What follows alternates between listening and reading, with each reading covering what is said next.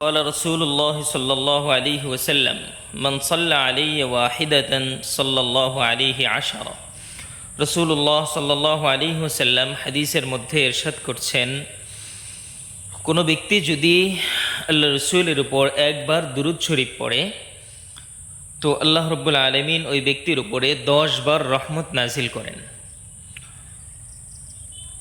আর আমরা এটা অনেকেই জানি, আল্লাহ পাকের রহমত তো এমন এক জিনিস যে কোনো একজন ব্যক্তির উপরে যদি জাহান্নাম ওয়াজিব হয়ে যায় আর সেই ব্যক্তির উপরে যদি আল্লাহ পাক রহমত করেন, রহম করেন, তো আল্লাহ পাকের একটা রহমতের দ্বারাই ওই জাহান্নামী ব্যক্তি জান্নাতি হওয়ার জন্য যথেষ্ট। আর আমরা হাদিসের মধ্যে জানতে পারছি, কোনো ব্যক্তি যদি আল্লাহ রসুলের উপরে একবার দুরূদ পড়ে আল্লাহ পাক ওই ব্যক্তির উপরে 10 বার রহমত নাজিল করেন। সুবহানাল্লাহ। এই জন্য আল্লাহ পাকের রহমত বেশি থেকে বেশি, আল্লাহ পাকের রহমত পাওয়ার জন্যে বেশি থেকে বেশি দুরূদ পড়তে হবে। এখন কথা হলো, কোন দুরূদ পড়বো আমরা? দুরূদ আমরা নামাজের মধ্যে যে দুরূদ পড়ি,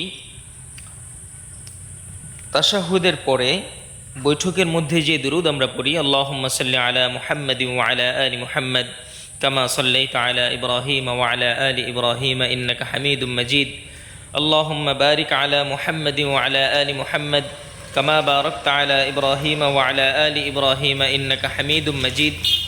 এই যে দুরূদ আমরা পড়ি, এটাই যে শুধু দুরূদ তা নয়, এটা তো এই হচ্ছে দুরূদ ইব্রাহিম।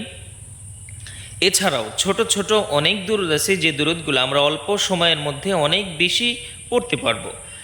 তো যেমন সাল্লাল্লাহু আলা নবিয়িল উম্মি, এটাও হচ্ছে দুরূদ। আরেকটা আছে আল্লাহুম্মা সাল্লি আলা মুহাম্মাদ, এটাও দুরূদ। সাল্লাল্লাহু আলাইহি ওয়াসাল্লাম, এটাও দুরূদ। তো আমরা যে কোনো দুরূদ পড়তে পারি। বেশি থেকে বেশি যখন আমরা দুরূদ পড়ব তখন আল্লাহ পাকের রহমত আমাদের উপরে অনেক বেশি নাজিল হবেন।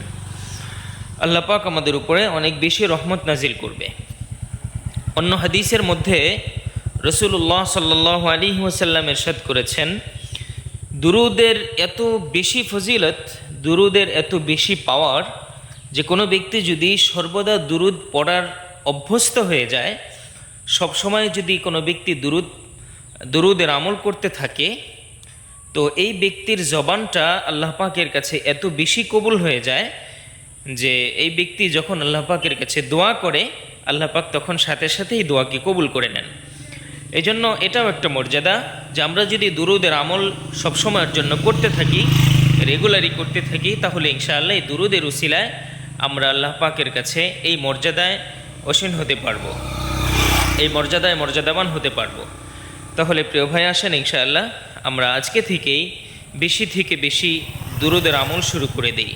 প্রথম ফজিলত আমরা যেটা জানতে পারলাম সেটা হচ্ছে আল্লাহ পাকের রহমত নাজিল হয়। আর দ্বিতীয় ফজিলত আমরা যেটা জানতে পারলাম সেটা হচ্ছে আল্লাহ পাকের কাছে আমাদের এই জবানটা পছন্দনীয় হয়ে যায় এবং কবুল হয়ে যায়। আল্লাহ পাক আমাদেরকে বেশি থেকে বেশি দুরূদের আমল করার তৌফিক দান করেন।